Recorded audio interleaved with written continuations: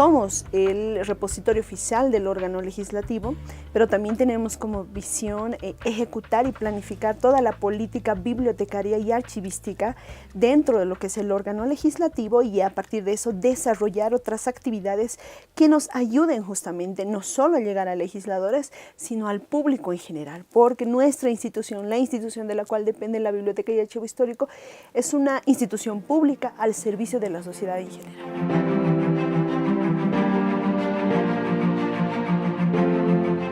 En las bóvedas que están en este edificio, donde antes se custodiaba el oro físico de los bolivianos y las bolivianas, ahora se custodia ese otro gran tesoro. Nosotros pensamos que ese tesoro así, en conjunto, podría superar el oro físico que custodiaba el Banco Central en esa época.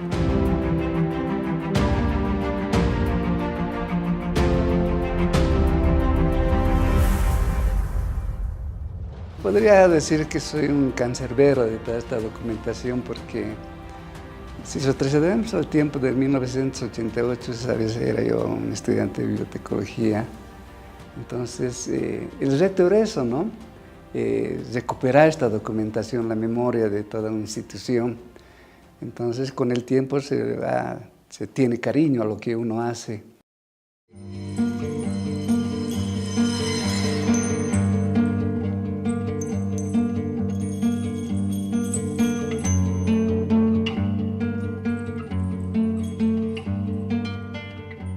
A fines del siglo XIX se suscita en Bolivia un acontecimiento que traerá muchas consecuencias. Me refiero a aquel episodio que la historia llama la Guerra Federal. El resultado no fue precisamente un sistema federal, sino el traslado de dos poderes del Estado a la ciudad de La Paz, el poder ejecutivo y el poder legislativo. Se dejó en Sucre el poder judicial, y por imprevisión de las autoridades de esa época, se dejó también en esa ciudad el Archivo Nacional de Bolivia, que había sido creado en 1883. Se quedó también allá la Biblioteca Nacional, que tiene una data más antigua, prácticamente en los inicios de la República. Y de esa manera se decidió dar un paso fundamental con la creación de una biblioteca al servicio del poder legislativo de esa época.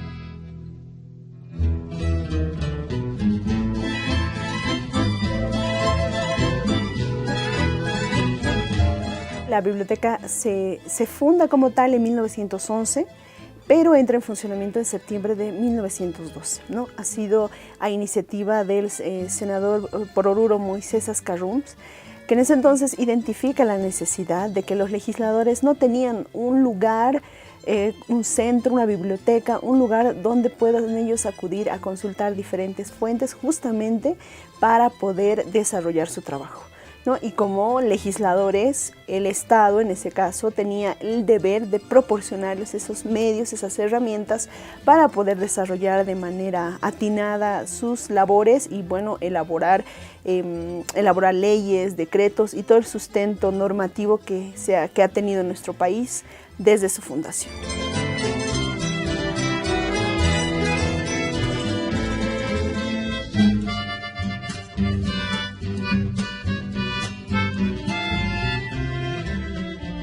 Cuando Arturo Villanueva construye este edificio, construye una bóveda inexpugnable, un verdadero búnker, a prueba de todo, de terremotos, de asaltos, de incendios, para custodiar ahí el oro físico de los bolivianos y las bolivianas de esa época.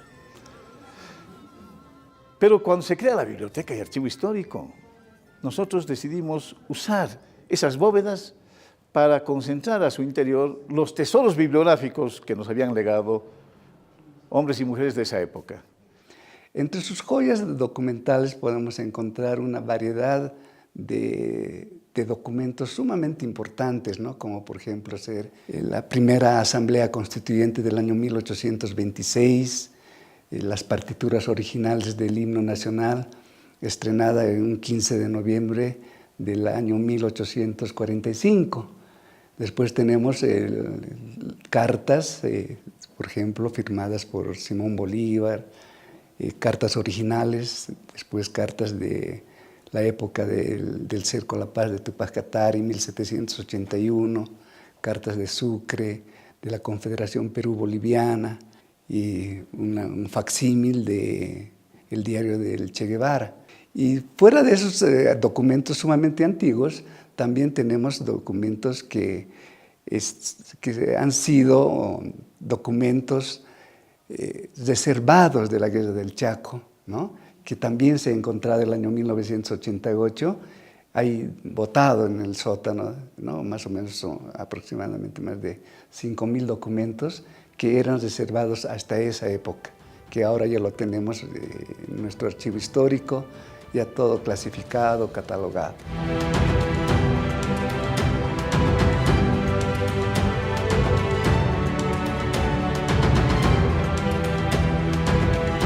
Este es un sistema de archivos, ¿no? Que lo encabeza el Archivo Histórico de la Asamblea Legislativa Plurinacional, compuesta por el Archivo Central del Senado, el Archivo Central de Cámara de Diputados y el Archivo Central de la Vicepresidencia.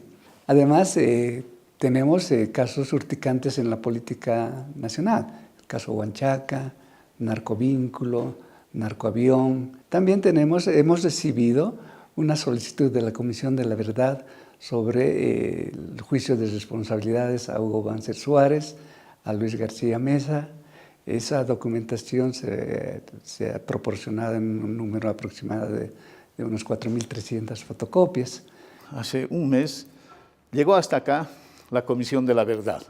Y en esa oportunidad nosotros entregamos los documentos sobrevivientes de una dictadura. La dictadura del general Hugo Banzer Suárez. Cuando los grupos paramilitares asaltan las instituciones del Estado, la primera institución en que es intervenida es el Congreso Nacional y ahí se destruyen todas las grabaciones del juicio de responsabilidades. No existe una sola cinta.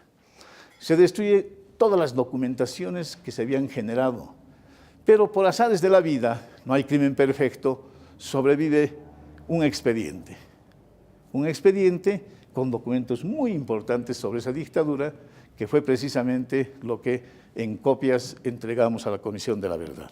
Muchas autoridades de diferentes poblaciones rurales y locales alrededor de todo nuestro país vienen hasta nuestras instalaciones, porque hemos tratado de demostrarles que primero tú puedes acceder a la información que tenemos, que es pública, y lo que procuramos es que todas estas personas, si bien vienen con una inquietud de información, en el más alto porcentaje procuramos de que toda esta población se vaya con toda la información que está requiriendo.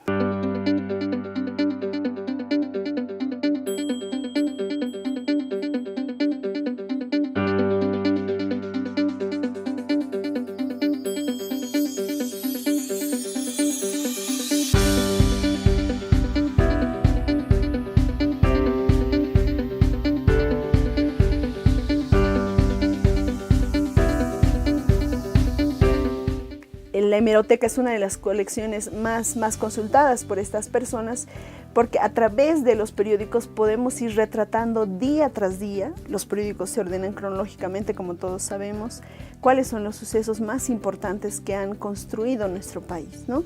Nuestros periódicos, el primer periódico que tenemos en Bolivia, el que se ha publicado, es El Cóndor de Bolivia de 1825. Tenemos El Iris de la Paz de 1839 también, que a través de sus páginas, en ese entonces no con tantos gráficos ni con tanto color como los que vemos ahora, podemos ir mostrando y leyendo a través de esas líneas todo lo que en ese entonces pasaba. La hemeroteca es otro tesoro en sí mismo. Ahí está esa otra visión, el contrapeso de la historia oficial, que viene por la crónica diaria, el periodista despojado a veces de compromisos con el Estado, suele ser incisivo y nos va a mostrar la otra cara de la medalla. Esa hemeroteca construida día a día mes a mes, año por año. Ahora es un caudal de información accesible a la investigación científica. La biblioteca, el archivo histórico, la hemeroteca de la Asamblea Legislativa Plurinacional está abierta para todos. No solamente investigadores, no solamente estudiantes, no solamente los que vienen a hacer su maestría, su doctorado, sino para todos. Está abierto, simplemente es un requisito tener un carnet de identidad y pueden pasar a disfrutar realmente de nuestra documentación, de los libros que tenemos, de los periódicos al menos. Si un país es grande y rico, lo es gracias a que conocen su historia. Cada uno de estos pasillos, cada uno de estos espacios tiene una historia encerrada que tal vez en unos minutos no podamos retratarla, pero sí, si cada uno de ellos viene y nos visita, pues con gusto les abriremos no solamente en la biblioteca, sino también en un poco de nosotros, porque hacemos este trabajo con pasión.